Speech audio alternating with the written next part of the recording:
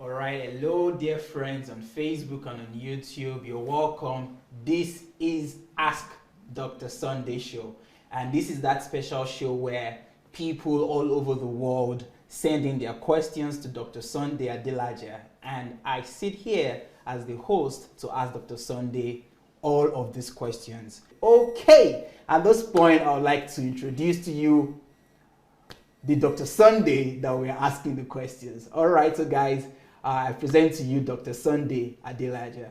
Good evening, sir. Evening. Good evening. You're welcome to the Ask Dr. Sunday show. Thank you. So we have questions for you, Dr. Sunday. Okay. And we'd like to go straight into it. So let's start with the first question. You see this question on your screen, and I would read it out to Dr. Sunday. All right.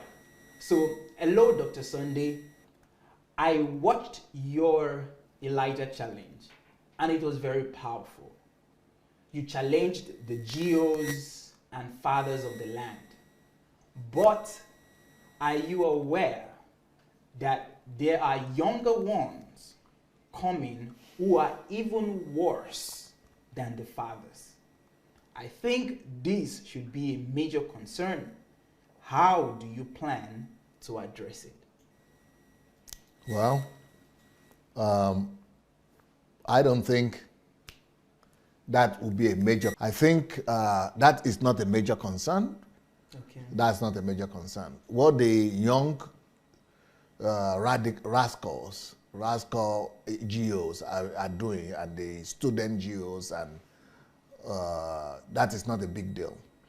You see, in everything that I do, I approach it strategically.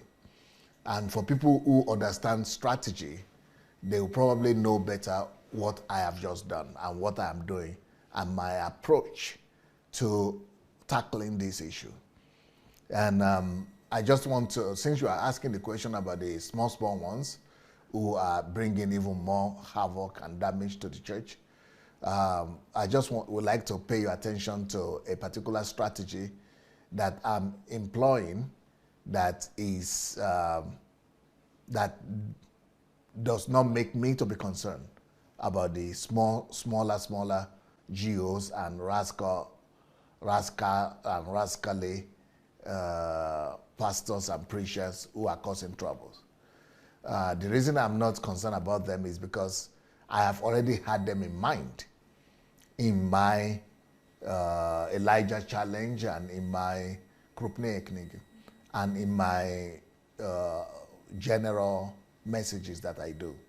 So even though I might not be mentioning their names because there are too many, I might not be even know who they are, but I've already I had intention for them, and they're already included in what we are doing in such a way that, you know, they are not a concern. They are not a concern. It's not a big deal.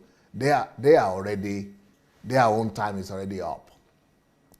And there are a few reasons for that. Number one, the reason I say that what I'm doing is strategic is that, but if you want to chop down a tree,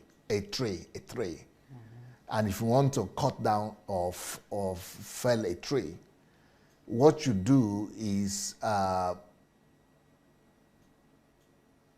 you don't begin to chop it off from the leaves or from the branches. If you deal with the root of that tree, if you cut down the root, not even the stem, but from the root, the whole thing will collapse, branch, leaves, and everything will just, so that's exactly what I'm doing. So by addressing the most senior apostates in the land and the most senior so-called fathers who are actually the root of these troubles, we are automatically addressing the junior rascals as well. And that's on one hand. On the other hand, those small rascals, not too many people worship them. And when they don't worship them, it's much more easier to condemn them. You just need to, somebody with authority just needs to raise up his voice and say that what they are doing is false, and that will be the end for them. It will be the end for them. But as for the fathers, as for the Iroko trees, the Baobab trees, those are not easy because people are worshiping them and people are ready to die for them. And then the people who are worshiping them are in the millions. So it is that root cause that first of all needs to be disintegrated and that needs to be first of all chopped off. Once that falls, you know, whenever a big tree falls like that, it takes together with it all little ones that are, okay, imagine a big tree like this, heavy, 10 kilogram or 100 kilogram. When it falls like this, you know, there are a lot of smaller trees in the area. It doesn't even look at it, just collapses them along with it automatically. So that's what we're doing. And by the time those ones that are regarded as intouchables and infallibles and flawless, by the time they are already exposed, you will see that then ordinary believers will be able to deal with these other ones. Because ordinary believers will say, if the so-called, if the so geo and this you know, untouchable and, you know, infallible God, semi-gods could be dealt with like this. Who are you? Come out for road, Joe. Ordinary believers will just deal with them. So I'm not so concerned about those ones. Wow. That's a very good, I think that's a very good question. And your answer even makes it better. In the fact that it's always about where you're viewing from, your worldview and your stance.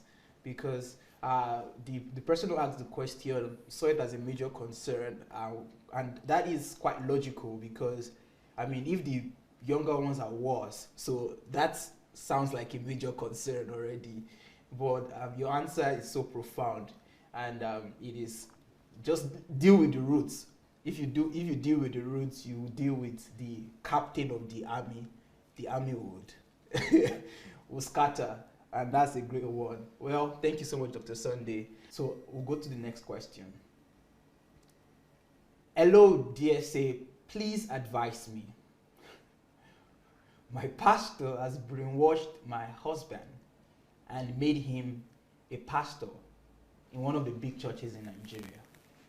Now, he's more concerned about giving money to the church than providing for the house.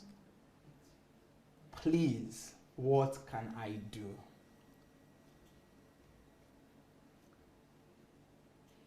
This is a wife talking about the husband. Yes. What can you do? This is a very, very, very, very tough situation. Because obviously, I could have said, just give him some of my teachings to listen to. Of course, that will create enmity even the more. And if I happen to be touching on their pastor, he might even get even much more annoyed. He will never try to like to listen to me. So what you will do is you have to make your position clear that you are not going to that church with him. That's number one, especially if you don't have the belief that you have to be in the church. Or if you go to the church, you know, make sure that you don't buy into the lies and the deceptions there. Okay. Number two, if I were you, I will report to the church leadership. I will go to that church. I will insist on meeting with his pastors and leaders or the senior pastor of that church. For example, let's say he's going to Redeemed, and he has become a pastor in one of the local churches, in one of the branches. Make sure you write letter to Adeboye himself. If you don't get Adeboye, get a second in command. Go to their camp. Go and cause trouble in the headquarters. Tell them in the Adeboye's office that I will not leave here until you deal with the question of my husband. I'm going to, or if it is winners, go to Oyedepo's office. Go to his building in the morning or in the night and say, I'm not going to leave here until your pastor deals with the situation with my husband. Go and cause wahala for the pastor. Then let the pastors call you and him to sit down together. And then let them know what they are doing. First of all, that's after you must have written letters to them. If you have written letter to them, don't reply. You have tried to call, no reply. Then you have to go there physical. They might say you have lost your mind. You say, no, I didn't lose my mind. This is the situation. I need your pastor to help deal with my family. You need to save my family. Your husband, your whatever member or pastor is not behaving like a Christian. He is not, taking care of his family. And the Bible says that he that doesn't take care of his family is like an infidel. So I'm going to make you people know what is happening at home, and challenge you people to, to practice what you are teaching. So that is the second thing you could do. The third thing you could do is you could also take the issue to the family meeting. So I think you have some. I'm sure your family side and his family side. You have to raise the alarm with the two of them and let them know what the situation is. Wow. It's tough love. Wow. Tough love. This is a really difficult and serious question. But just to summarize what Dr. Sunday said, first is to write a letter, make calls, get across to the leader, the pastor, the top one actually, about this issue. If you don't get a response or a reply, then you have to go there physically and create tantrum, throw tantrum there. Let's just create a problem. They let people know that you're serious about what you want to talk about, and don't leave until they answer you or they give you audience. And if that doesn't work, then you could try the third option, which is to speak with family members about the issue. And I want to believe that this would be of great help to this woman or this lady who asked this question, and not just to her, but I believe there are many other women or many other people who are going through this a similar problem as this woman, and the response from Dr. Sunday, I want to believe would help one way or the other. So thank you, Dr. Sunday, for that question. I think that the person will probably be experiencing some fear and some concerns that if he does that the husband will threaten. That's the way most husbands will do, especially African husbands will threaten to divorce her or to chase her away. That you have gone to disgrace me, you have gone to cause me shame. That if you go, that's just fear. You must get rid of the spirit of fear first. You must make sure that you don't submit to those kind of fear and threats. So you just go ahead and do what you need to do. And if after you have gone there to the family, to the church to settle it, and now they still want to, you came back home or you come back home, and then your husband begins to tell you that, okay, I will not talk to you or I will divorce you. You will tell him, I'm going back to your pastor again. Because they are worshiping their pastors. They are seeing them as God. You keep on writing the letter that your man didn't change you. He didn't do what you said, though. Let's meet again. If not, you go and cause another trouble there. Well, that's true. And I really just looking at the terrain in Nigeria, I can imagine how difficult it would be for an average member of the church to gain access to these top leaders. That's why you've got to cause scandals. They don't like scandals. They don't like noise, and they don't like for things to be known. That's why they celebrate the plague of silence. Yeah. So, but you have to break that plague of silence if you want your problem to be resolved. All right. Well, talking about the plague of silence, I don't know if you are aware, speaking of our viewers, that there is actually a book that details the subject of silence and how to break free and how to get your freedom. The title of the book is The Plague of Silence, It was released a few weeks back. You could make your order of that book on Amazon or on Okada Books. The title of the book is The Plague of Silence. Do well to get the book. Yeah, that's it. That's the book right there on your screen, titled The Plague of Silence. All right, so we'll be moving to the next question. Sir, I watched your series on love, and one thing that touched me is the devastating effect of attachment. My challenge, however, is that I am so attached to my family, and they also are likewise.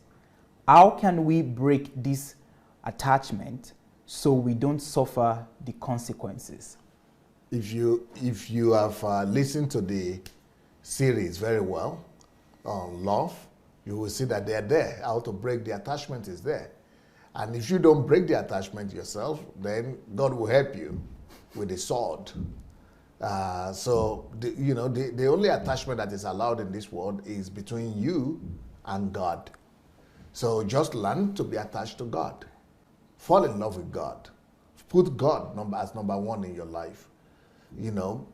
Put it as your goal to emulate God, to copy God, to become like God, to learn from God, to be like God, to imitate God, to be a reflection of God. Once you are able to inculcate the nature of God into yourself, you will have no need in being attached to man, even if that is your family. Well, so can we say attachment to God would, I don't know if it's automatically, but attachment to God will automatically deliver you. Yeah, deliver you from attachment to man and to other things. Unless you are not totally attached to God. Okay. It's either of one of two things. Either you are attached to God or you are attached to something else. Wow. Okay. Saying, please, can you load more books on Okada app? I guess he's in Nigeria, and he's asking if you could please load more books on Okada app. Yeah, I think that is Igor. Okay. We need to talk to Igor. That is the one in charge. All right. But I think we have about almost 100 books there. Already. So this person that is asking for more books, you should have read the 100. I hope he has read all the other 50 or so books that are there. Almost going to 100 books there. So maybe the person has read all of them. Maybe he's looking for one that is not there. Okay. Maybe he's looking for one that is not there. That's normally the issue. Yeah, that's normally the issue. All right, so that's the first part. And then he's asking for what is the best book to read as a young married couple? The book could be Successful Marriage Takes Work. That's one book. Another book could be Heavenly Atmosphere in the Family. Another one could be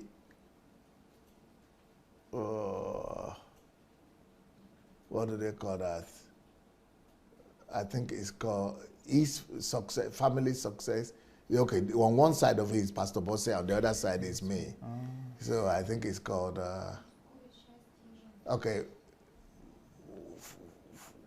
men's success, and the other one is woman's success.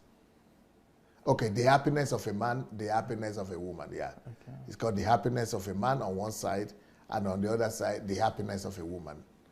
Yeah, the happiness of a woman. The happiness of a man, the happiness of a woman, yes. All right.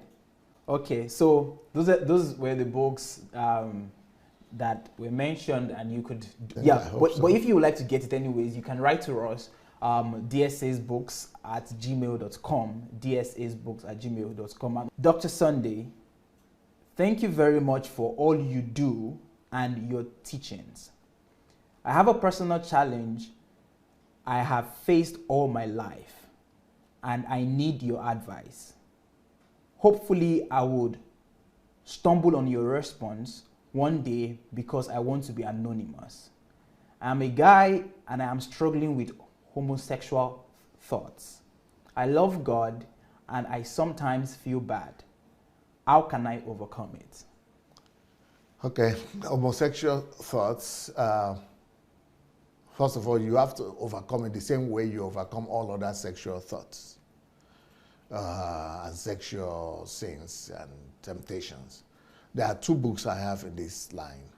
And one of the books is called of Understanding and Overcoming Masturbation and All Other Sexual Sins.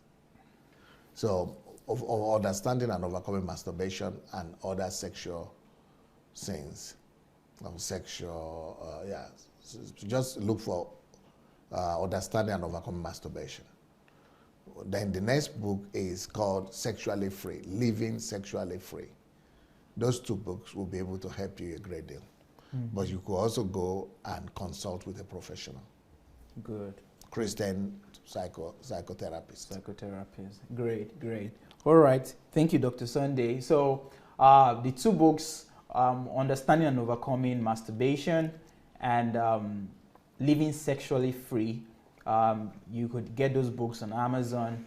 And also Dr. Sunday added that you can also seek for professional help, Christian professional help from Christian psychotherapist or psychologist, any of the 2. All right. Thank you so much, DSA. I'll go to one of the questions. What do you do, DSA, when you realize that your best friend may not be your friend at all or something like that? What do you do? Keep on loving him, but put a distance between you. So when you see that it's not possible for you to love somebody and the person is betraying you or you are not friends after all, you love him, but you don't have to be intimate with him. You don't have to be in close proximity with him. Just love him from the distance, from your heart, and let him go. Wow. So keep loving, but love from a distance. Yeah. Okay. Keep loving, but love from a distance. Good. All right. So thank you, viewer, for sending that question. Pastor Sunday, I have a young teenager, and I have heard many people say it is wrong to share the difficulties in home with children, and my partner feels the same. But I believe we shouldn't hide the realities of life from children so they could learn. What is your advice, sir? Well, the reason why people say don't share the difficulties at home with children is because that could paint the wrong picture about one of the partners. So if it's a problem you're having with your husband, then that could make you to begin to paint your husband bad or your wife bad. So if you want to still share the problem, but I think in general it's a good thing to expose the children to the problems and the challenges that are there. Okay. And the reason for that is because it will prepare them psychologically to life, and they will know that life is not a bed of roses, and that life is tough. And they will learn from childhood to be able to differentiate situations and circumstances and to be prepared for life. The more problem you expose children to, the more they are psychologically prepared for life itself. And I thank God for me growing up with all kinds of troubles that I knew about. And my response was that, okay, I will grow up and become a solution. I will grow up and provide answers. I will grow up and come and help my community or my village or my family. So they are doing something positive for the children psychologically. They are making them to be more serious about life, to be more focused, to play less, and to know that life is tough and get ready for it. Great. I would like to give a follow-up question with your response. That from your experience or your knowledge, what age bracket would be good enough to begin to share these challenges? I mean, anytime from 7. You could begin to expose them little by little to these challenges. Yeah. All right. When they are teenagers, it might be a bit more dicey because teenagers, they have changing moods, and you must be a little more, you have to seek that, you have to be more careful to seek out that they are understanding. If they are not understanding, if they are not compassionate children, it might lead to their being rebellious when they are teenagers. So before teenage years is better, after teenage years is better, but also during teenage years, but just to be more observant of their reactions and their responses to that, so that their responses should be that of empathy to the family and that of interest and willingness to help.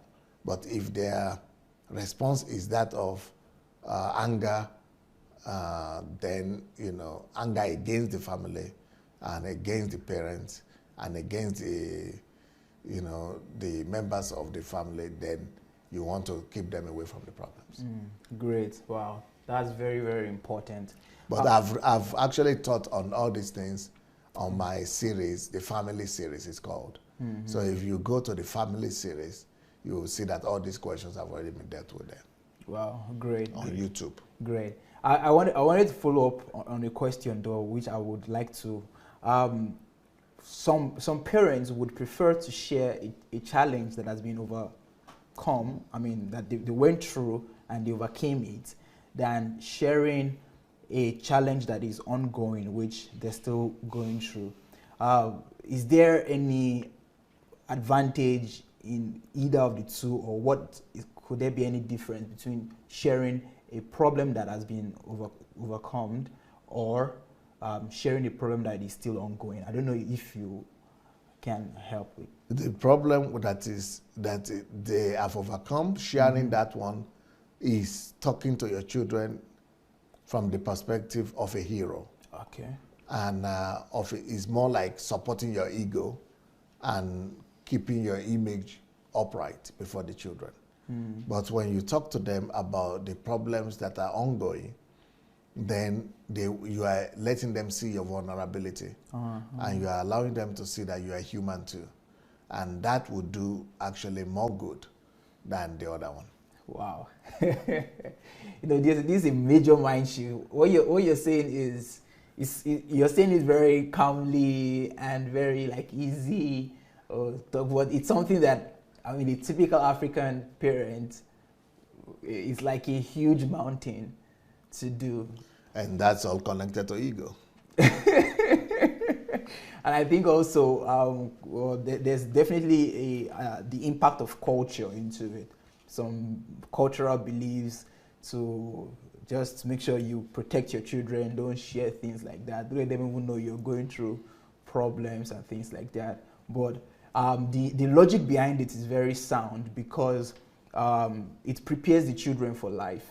Yeah, it prepares the children for life, and it helps their psychology to survive and to thrive in life. And I think it's definitely a good advice to parents, young parents, and even the ones who are already in the business of parenting. All right, thank you, DSA, for your response. We'll go to another question. This is a very blanket question, but I don't know. I'll still ask. What do you intend to do in Nigeria, Dr. Sunday? I've said that many times. That's why. There is even a film that just came out, a new film about the transformation of Nigeria. You can go and look for it. A new film about transformation of Nigeria, Sunday Adelaja. So there is even a whole film about this, and many presentations that are there on YouTube. Just write Sunday Adelaja Nigeria transformation. You'll find a lot of films. And of presentations. What I intend to do in Nigeria is not to build a church. Let me start by saying that. I don't intend to start a church or build a church in Nigeria.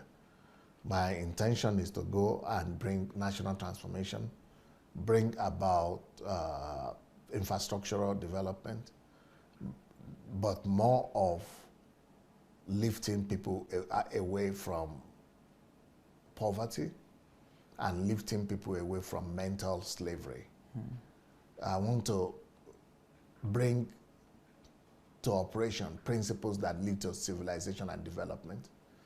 I want to help our people to understand what it means to live in the 21st century and to help accelerate the growth, development, and civilization of our people. Wow. Great, great. There you have it. This is just the summarized version of what Dr. Sunday intends to do in Nigeria with his team. But you can get more. You should. I have over 100 videos where I'm talking about Nigeria and what I intend to do. Yeah. And you get overwhelmed, you get drunk. You know, one thing about Dr. Sunday is that and he has described himself as that, as a maximalist. That when he does something, you'll be so overwhelmed that I didn't expect this, so I didn't even know that you're going to give it this maximal response or output, and that's how it is. So for the person who asked this question, Dr. Sunday, what do you intend to do in Nigeria? Well, you can have months just listening to listening to what Dr. Sunday has to do in Nigeria, and then when you're done, before you ask the next question, you'll be afraid. You think twice. Well, that's just Dr. Sunday. He maximizes everything. So the YouTube channel is Dr. Sunday Adelaja. Dr. Sunday has mentioned series like family series in today's show. Some people also mentioned watching the love series, which is also on Dr. Sunday's channel. So if you've not explored Dr. Sunday Adelaja's channel, I would like to encourage you to do so. It's on YouTube. Just search for Dr. Sunday Adelaja, and you see the YouTube. Go to the home page and explore, and just swim in the wealth and in the ocean of wisdom and knowledge. All right. So thank you, Dr. Sunday, and we'll go to the next question, sir. If you had the opportunity to advise President Buhari, what advices will you give him and his government?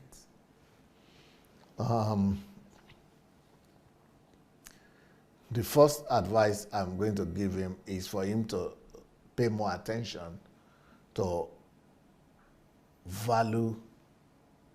the place of values and virtues in developing a nation. I will tell him that a nation is great not by the virtue of its wealth, but by the wealth of its virtues. So I will pay attention. Let me repeat that again. I will tell him that a nation is great not by the wealth, not by the virtue of its wealth, not by the virtue of the wealth or the natural resources or the money or the reserves or the oil, not by the virtue of the wealth of the country. So a country like the Congo that has a lot of wealth, like Nigeria that has a lot of wealth, we're still some of the poorest countries in the world. That is a proof that a nation is not great by the virtue of its wealth or resources or natural resources or gold or anything like that. But a nation is great by the wealth of its virtues. So when you find a nation that is wealthy in virtues, rich in virtues, that is what leads to greatness. The greatness of a nation first has to start from invisible things, from internal invisible wealth, which are virtues. Virtues are invisible internal wealth, and it is from those virtues, when they are, identified and proclaimed, propagated, or legislated, and when they are accepted and received as value system, as as the new mode of conduct of the whole nation, that is the beginning of the greatness of a nation. For example, we all talk about Singapore. A lot of people talk about Singapore, But for Singapore to become the Singapore we see today, you know, they don't have any natural resources, but they are very strong in virtues. You know what they started to do? They started to create in every street, just like we have churches now in every street in Nigeria, every 5 minutes. That is how in Singapore they have something they call School of Character or character schools. So every street has characters for children from 3 to 7, then from 8 to 12, then till adults. If they model, they create in them the kind of virtues and characters that they expect in the future society, because they were very Oriental. I mean, not Oriental. They were very Asian. They were very Eastern in their behavior. They are very primitive, just like what you will see in Thailand or Philippines or Africa. That is the way they were. They were very backward. They were, you know, they were not civilized. So for them to be, you know, so they decided the kind of virtues that they needed and they want to see in the future Singaporeans in the next 40 years or in the next 150 years when these ones are old and dead. And so they have to reshape and remodel for the children, how to behave in the family, how to behave with the parents, how to behave in school, how to behave in marriage, how to clean houses, how to clean the street, how to take care of whatever is around you. Everything they want to, much like what the Americans did also with their, you know, Hollywood started also by projecting virtues. How to talk to a lady, how to brush your teeth, how to be groomed, how to walk, how to appear in the street. They also taught all that in America. That is the reason why we see the civilization we see in these countries. But in our countries, we just leave all that for chance. Nothing happened by chance. We've got to start by, you know, emphasizing virtue and values development. We have to have a whole system of building in virtues into people. Who is a Nigerian? What do we expect from a Nigerian? Who should a Nigerian be like? What are the virtues that make a Nigerian a Nigerian? Right now, no identity, no definition, no list of virtues, no worldview that makes Nigerians Nigerians. It's just anything anybody thinks. So what we now identify as Nigerian are the vices, are the evil values and virtues, are the wrong things. So in Nigeria now is more identified with the wrong vices and their traces of character than any virtue, because nobody has an identity or a list of identified values that a Nigerian should be proud of and that makes a Nigerian a Nigerian. We don't have such a list, and nobody has developed them, nobody has come up with them. And because they are not there and they are not being propagated everywhere, just national anthem. And the national anthem is not being inculcated into people. It's not being groomed into people. It's not being taught to people even. They're just saying things, that's all.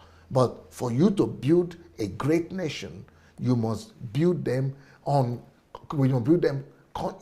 consciously, intentionally. You must build into them virtues, because nations are great, or a nation is great, not by the virtue of its wealth, but by the wealth of its virtues. So the wealthy a nation is in virtues, the greater that nation becomes. Wow. I'm sure you have more advices, but that one you just shared, you wrote a whole book about it. And that is titled Nigeria and the Leadership Question. And you addressed, you addressed this issue, not extensively, because you talked about a lot of parts with this your response, but at least that book addresses the Nigeria. Will you repeat it to them? Okay, the title of the book is Nigeria and the Leadership Question. Nigeria and the Leadership Question. And that book addresses just a tip of the iceberg of what Dr. Sunday talked about, that the problem with Nigeria is not leadership. I mean, Pastor Sunday went heads on what Chinua Achebe said, that the only problem with Nigeria is with our leadership. But no, the problem with Nigeria is with our value system. And he highlighted that. And also there's a book, apart from the book Nigeria and the Leadership Question, there is another book that is titled How to Discover or Discovering the Purpose and Calling of Nations. I think it's Discovering the Purpose and Calling of Nations. And in that book, Dr. Sunday highlighted the 20 value systems, not that he formulated, no, but the 20 value systems that are very visible, that were written, they were engraved in all of our national symbols and everything for Nigeria. In the formation of Nigeria. In the formation of Nigeria. So yeah, in the formation of Nigeria, the 20 value systems that every Nigerian must identify. That will lead Nigeria to greatness. Yeah, that will lead Nigeria to greatness. So the title of that book is Discovering the Purpose and Calling of Nations. I will encourage everybody. That's one of my one of my best books that really opened my eyes and transformed my life and has given me direction for my future. So I would like to encourage you all to please do what to repeat to get the book. Yeah. So the first book is Nigeria and the Leadership Question. Nigeria and the Leadership Question. And then the second one is this that you can see on your screen, Discovering. After yes. Yeah, Discovering the Purpose and Calling of Nations. Discovering the Purpose and Calling of Nations by Dr. Sunday Adelaja. You can get it on Amazon, or you can write to us at dsasbooks@gmail.com. All right. And the second one is Nigeria and the Leadership Question. Yeah?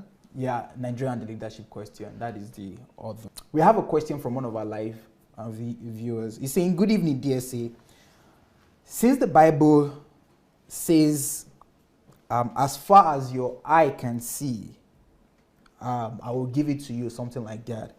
So he's saying, is it scriptural then to blame those who have accepted responsibility to build 50,000, 10,000, 100,000 capacity building, since that they, as far as their eyes can see, and they could see it, and then they...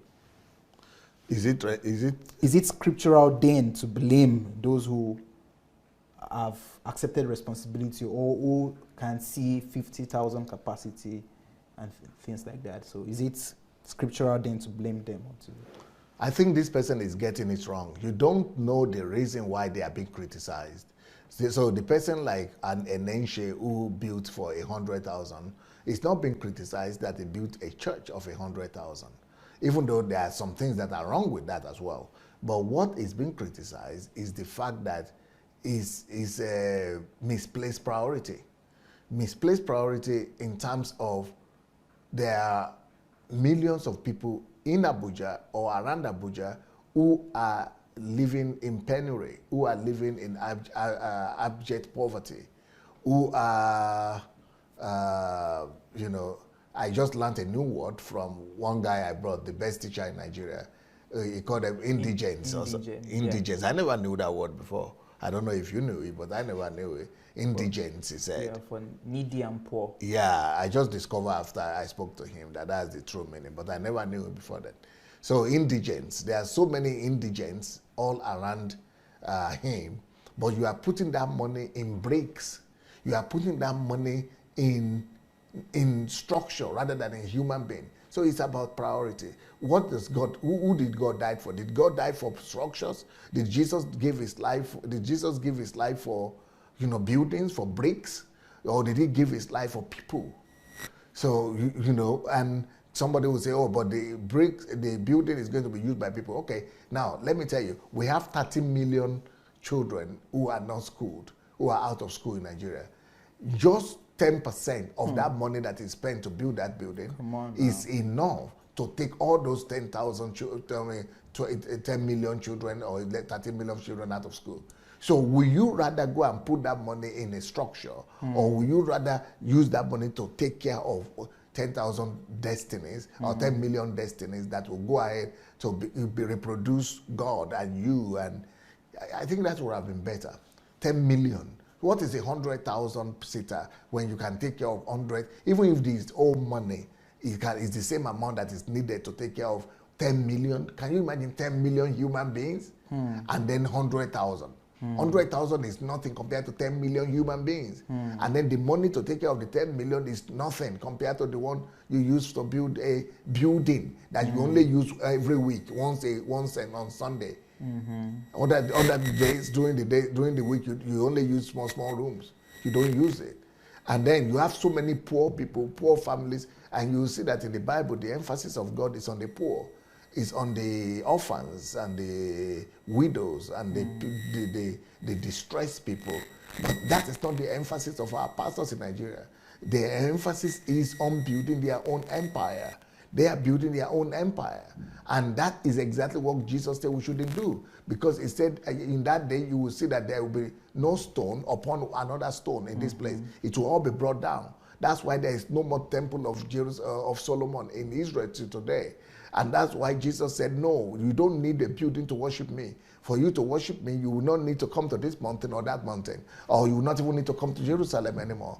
You only need to know me in the spirit and in truth. You don't need buildings, because now in the New Testament, human beings are the temple of the Almighty God. And God doesn't live in buildings that are built by human hands. So, that is already, clear enough that is not God's emphasis. If you want to have a building, go ahead and have it. But first of all, pursue the weightier matters. And the weightier matters in the eyes of God are matters of justice, matters of love, matters of kindness, matters of, personal relationship with God, knowing God, knowledge of God.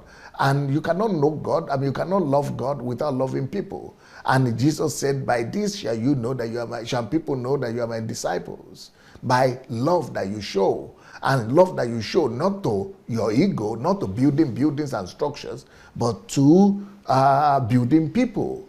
So that is where the problem is with those people who are building structures and why they are being criticized. It's not that they have an ambition or they are saying something and they are realizing their ambition. Good, but put God's priority above man's priority. Man's priority is building. Man's priority is ego, is properties, is numbers. But that is not God's priority. God's priority, for God so loved the world that he gave. So, but instead of these people to be giving their most precious things, like God, they are not giving their most precious thing. They are not giving of themselves. They are rather collecting from everybody else to build a monument, a structure, or brick for themselves, and just to say they are using it to house people. People can even be on the field to pray to God. They don't need to be in a building. And then when these same people are hungry, when these same people cannot send their children to school, when these same people come there to pray, cannot even eat 3 square meals, and then you are saying you are putting that money in structure. I'm saying the $1 billion that was used to build that building, or over $1 billion, that is the structure that you are seeing there. It's in building, it's not in people. It's not given to the same 100,000 people who come there to worship. If the money has been invested in them, they would have changed Nigeria. But the money is not being given to those people to empower them. The money is being it's put in the bricks. It's not in the people who come there to pray.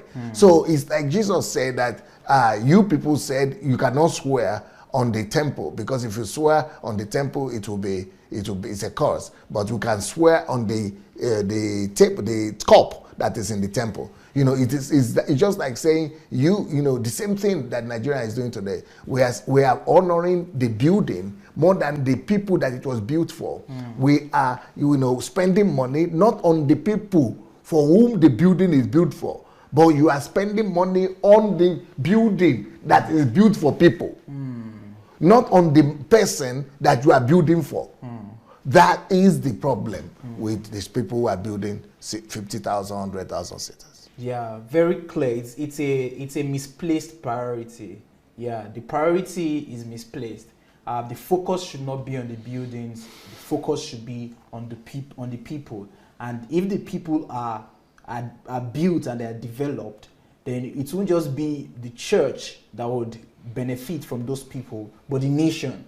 like what you just talked about, the millions of out of school children. I mean, Nigeria has the highest. So a big amount of people are out of school. Now imagine that just that 10% of the money used to build that large building, invested in those children, and they go to schools and they develop, they learn skills and they become skilled people. It would not just benefit their families, but it will benefit the nation, and the nation will become generations to come. So it's not a question of as far as your eye can see and everything. And I mean, I remember Dr. Sunday even talked about nature himself and said, "Wow, that's a massive feat," and even congratulated him and said, "Wow, you did. I mean, for you to have that kind of building, great faith, good stuff, but it's a misplaced priority." And I think it's good that we address issues like this so that we focus on what really matters, on the major, and that is people, and help in building them and giving a future, not for just those people, but for Nigeria and for generations to come. So thank you, Dr. Sunday, for that response. All right. So like, as you can see on your screen, the book, The Elijah Challenge. The Elijah Challenge. Well, this is a book that every Nigerian, every African must read. Do well to get this book. It's still on pre-order. If I'm correct, the book is on pre-order for $3. The book is on pre-order for $3. Please do well to get the book. The book is titled The Elijah Challenge, Breaking the Bondage of Fear and Deception in the Nigerian Church. So you could get this book for $3 before the pre-order period ends, because it's going to be like $20 thereabout. And the other book that we want to announce, which you would see on your screen, is Where There Is Problem, There Is Money. Where there is problem, there is money. Nigeria is a nation filled with problems on every side. I mean, a lot of people say, as soon as you land into Murtala Mohammed Airport, you start smelling problem, feeling problem, drinking problem. But the irony of the matter is that there are people who are always complaining of no money in Nigeria. So Nigerians are the best people that you can prefer this book to, because there are a lot of problems and people are always complaining of no money. But this book is saying that where there is problem, there is money. And it's a book that I'm sure that Nigerians, if they read it and practice what is the principles. Concerning the book that you are saying, where there is problem, there is money, that it's not just needed for the Nigerians, it's needed for the diasporans. And once you read the book as a Nigerian in diaspora, you will know exactly what to do with all your relatives who are always sending you money requests, who are asking you for one money or the other, for one project or the other. Once you read this book, you will just send them the book. By the time you send them the book, they will not ask you for any money again, because all the problems they are talking about, they are in this book. They will find a way of turning each one of those problems to opportunities and to money. So this book is talking about how to convert problems to money. And so instead of them asking you for money, now soon they will be blessing you with money. That's what the power in that book. If you could get a hold of this book and read it for yourself, every problem you see today, you'll be thinking that you'll begin to discover it is money you are discovering. So the more problems you have in the country, the more money there is. But the problem is, how do we convert the problem to money? And this is what the book is talking about. How to convert any problem to money. Wow. How to convert any problem to money. Great. I'm doing all right, thank you. Good. Okay. Thank you for your offers and a line of thoughts in regards to fixing Nigeria. They are really very brilliant, and I really identify with them. Okay. But in reading some works, like historical works on society, I came to realize that... In reading what? There's some works on society. Some Some Of some societal works on work. society. Oh, on okay, society. okay, yes. Yeah, I came to realize that there is no single black nation that is doing so well at the moment. Even Haiti, who's the first that is the first independent nation. We look at Liberia that started so early. There is no single one. Look at Ghana, even Rwanda that people are talking about right now. It is not. I don't think it has reached that level of civilization. You know, it is. I don't know. When the work I was reading, they were saying that I think one of the causes of this issue is like the white men came and raped the African continent so much that it left us to that we can't even be on our own anymore. That the suggestion was that the whites shouldn't have left the African continent. They would have walked with us to a particular point, just like they did in South Africa, and we saw the level that South Africa got up to. And you talked about Singapore or China. You know, let's say they are of brown skin color, and let's say that they were not raped as we were raped in the African continent. I know I understand your love for Nigeria, you know, but what you're bringing to Nigeria, we know it has worked in white society. Is the problem with Africa, is it like do we reject all these changes? I don't know, what you are bringing to Africa, will it work in Africa since it has worked in white society? I don't know if you understand what I'm saying. You said, do we reject? I don't know, it seems that the African men and women, we reject all these positive changes that are being brought to us. We understand that what you are doing has worked in Ukraine, but can it work in Africa? You know, being that there is no African nation that has accepted all this positive light that you are throwing yet. So first of all, if what you are bringing to Africa will work for us, okay. Why focus only on Nigeria? Why not focus only on all black nations? Because this is a black problem, not just a Nigerian problem. Okay, Africa. Yeah, okay. Nigeria is the launching pad. Oh yes. Yeah, so we are launching from Nigeria, then it will go to all other countries. But don't say no. It has not worked in any African country.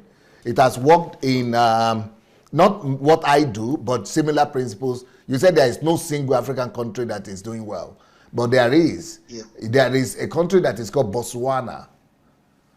Botswana is doing so well that right now, Botswana, if you, by standard of living, if Botswana were in Europe, you know we have 50 countries or so in Europe, 52 countries in Europe. Botswana will be in the top 10 in Europe, among European countries. So if you want to count standard of living, Botswana is in the top 20 in the world. But you know that is not enough. I understand what you are saying and where you are coming from. That is not enough. But what I am proposing, the only reason it might not work in Nigeria is if they don't allow me to perform. But if they will allow me to act and do what I want to do, believe me, it's not from the specter of people. Concerning but there is a greater question, underlying question that you are asking, which I hear as well. And what I'm hearing from you is there anything wrong with the black man and with African people? Are we capable of building a civilized society? And what is wrong with us? Are we under a curse or not? And for you and all the people who are asking this question, immediately after maybe April or May this year, I'm going to do a series on black people. And why are we backward? What is the reason and explanation for our backwardness? And what is our future? It's going to be called Are Black African People Cursed? Wow. And I'm going to spend 1 month just dealing with that question. Every day for a month. Well, I'm looking forward to it, DSA. You are an intellectual giant. It will interest you greatly. Oh, thank you so much. Thank you, sir. Okay, bye, sir. Wow. Imagine, that's something that it will just whet some appetite for April. About the question. It might be April or May or June. Yeah. Is the Black African or are the Black Africans people cost? Yeah. Well, great. I'm just thinking about that. But well, let's see if we can have a question before we have a call. A call. Yeah. So let's try to have a question and then we'll have a call. Okay. Let's go. Yeah. Let's just have it. There should be one more on the screen. Okay.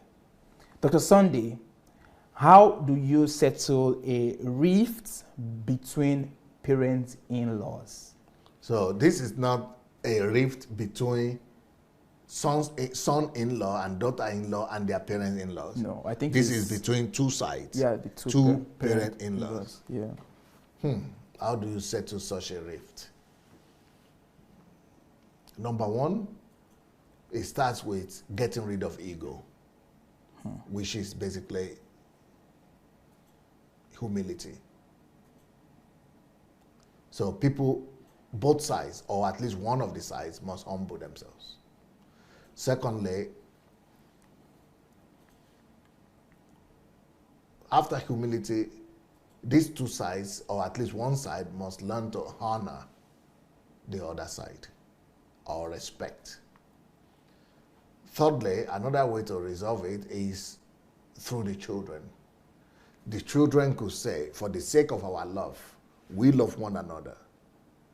And because we love one another, we beg you on our knees, please love one another and forgive one another for our sake. We are your children. I think this might be a good way to go. Wow. Well, there you have it. How to settle or how to handle a rift or rifts between parents-in-laws. So how do you settle a rift between parents-in-laws? All right, thank you, Dr. Sunday. Yes, sir. What when I want to ask them, this thing and what it don't happen. So I know say you will give me the answer. Okay. The thing be say, it can't be say my husband now he not there with me. So me I dey for France. Yes. So in the work for where in there for room. So okay. He can't talk say he will come, and so he dey promise. But not be say he dey nice for every other area. Okay. He go dey tell me say he won't come settle down with us. He will come. Some more time he go say he won't take this in passport. Some more time he go say he won't. So me not can understand the gay. So wetin I will do now because the thing they really they bother me well. So I can't dey think am. I know they really they disturb me. So I beg, I won't make you answer me. Make I know wetin I will do.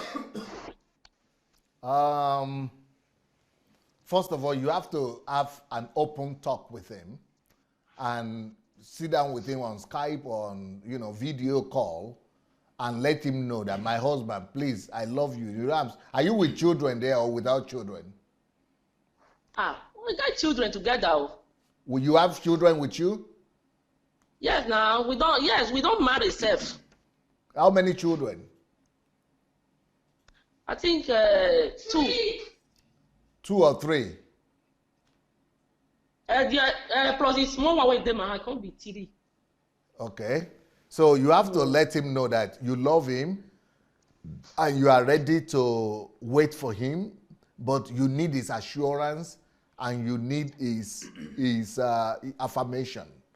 So if he is very nice the way you are talking, then just tell him that you are praying for him, that but you are concerned that you should just But if you are in France, why can't you travel to meet him in Rome? That's very close. Yes, I dey go. Me, I dey go. I dey go there where I dey go Rome and they come and they go. Inside they come here, they come. Only say now children don't they grow. It can't be say now these children I don't want make them grow without papa. Me want say make him come sit there with the children so that the children will grow with her.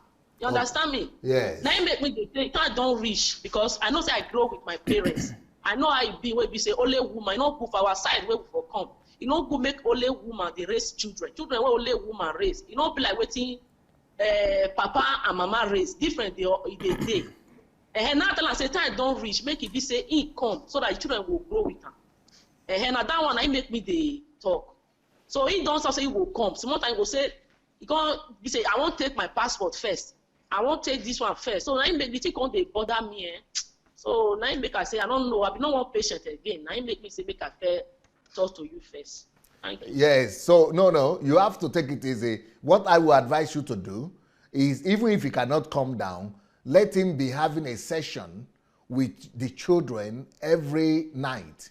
Tell him to give you an appointment. You will gather the children together every 10 o'clock or every 8 o'clock, whenever it's convenient for him. Let him take a book and let him just do video studies with the children. Every day, he has to commit to spending time with the children, even if it is by video. He can still do that. The world is becoming closer now, and he should, if he has that wisdom to be training his children, even through video, to be spending time with them, the gap will be bridged very fast without even you and the children noticing so much. Okay. Thank you very much. No problem. Blessings. So today now me go fit swallow semo. Thank you, sir. Yes, you have to have patience, and since you can travel to meet him, that's even better, because I know people who live apart for many years and they are not even able to travel to meet one another. But you can travel to meet him, and it's much more better. But as for the children, then it could also be grooming them and parenting them even on video. Okay. DSA, Oh God, your brain, now help me for combo. Thank you. There is a book. I have a book that is called How to Create Core Values in Children. There are lessons there.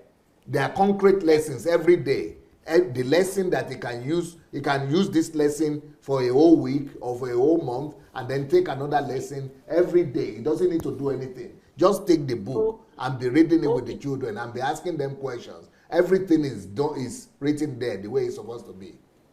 Okay. I will do that one sharp. It's written. It's called How to Create core values in your children. Okay. Yes, you do well for my body and family. Thank you. Thank you so much. Blessings. All right. Well, thank you so much, Mercy. It's always good to hear you. I mean, your pidgin gives us life. Gives us life. I mean, just takes us back to Niger for sure. Let's see. Can we see that book again? Because I think it will be helpful for even more of our viewers. How to Create Core Values. Yeah, let's see that book so that our viewers can see it. So, how to create core values in a child. How to create core values in a child. This is a book that would help parents on how to build personalities in their children. So please do well to get this book, How to Create Core Values in Your Child. All right. So thank you all for being with us.